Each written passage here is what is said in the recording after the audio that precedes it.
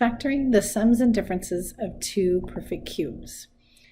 Here's our list of perfect cubes. We're going to need to reference this later. Before we factor the sum or the difference of two perfect cubes, let's begin with polynomial multiplication. I'm going to pick a very special polynomial and we're going to multiply it and see what happens. How did I pick this polynomial? Well, I got the polynomial by squaring the first term, squaring the last term, multiplying the 3 and the x together, and changing the sign. And we'll talk more about that later. Right now, I just want you to multiply the binomial with the trinomial so we can see what happens. So either do repeated distributive property or use a box to multiply these two polynomials together. Stop the video and do your multiplication. We know that x times x squared is x cubed. X times negative 3x is negative 3x squared. 9x, 3x squared, negative 9x, and 3 times 9 is 27. The next step is to combine like terms. So we can see our like terms on the diagonal. I have 3x squared and negative 3x squared. Those cancel. Negative 9x plus 9x cancels. And I am left with x cubed plus 27. Okay, let's do it again. Now I want the same thing to happen. I want all those diagonals to cancel each other out. And the way I pick my special polynomial is I square the first. So 2x squared becomes 4x squared. I square the last. Negative 5 times negative 5 is going to go at the end. And then I multiply these two together. 2x times negative 5 is negative 10x, but then I change the sign. So that's how I came up with my special polynomial. So stop the video and fill in the box. Next step, combine like terms. So negative 20x squared and 20x squared cancel. Negative 50x and 50x cancel. And I'm left with 8x cubed minus 125. So we can see that if we have just the right pair of polynomials, that I get a lot of canceling and I'm left with two terms, and both of those are perfect cubes. On to factoring.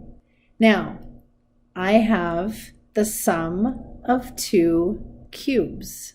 How do I know that 343 is a perfect cube? I can find it right here in my list. Step 1, rewrite this as the sum of two perfect cubes. So we have x cubed and 7 cubed. Next step, bring it down. Next step, there's a little song that's going to help you remember how to factor these. The song goes, square the first and square the last, multiply and change the sign. Kind of sounds like Pop Goes the Weasel. So here we go, factoring the sum of two perfect cubes. Square the first and square the last, multiply and change the sign. Now we can see from the problems before that if I make a rectangle and multiply that together, I would get back to x cubed plus 343. Multiplying two polynomials goes one way, factoring them goes the other way. They're opposites. Let's try another one. Do I have the sum of two perfect cubes? That means I need to find 1728 in the table. Yes, 1728 is 12 cubed. Step 1, rewrite. I rewrite this as x cubed plus 12 cubed.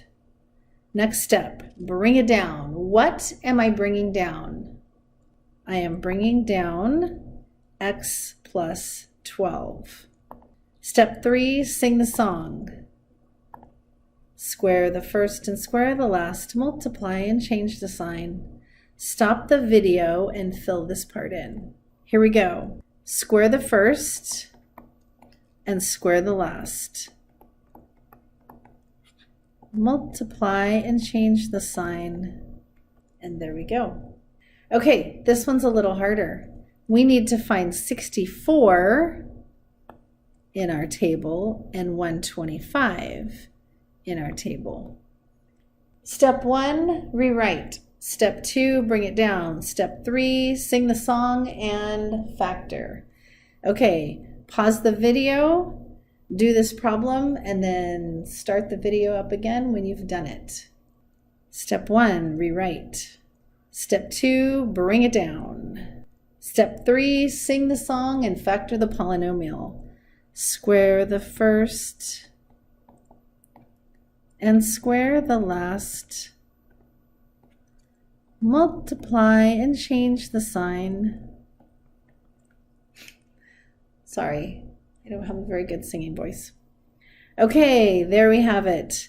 We have taken 64x cubed using the procedure for factoring the sum of two cubes. We factor that into 4x plus 5 and 16x squared minus 20x plus 25.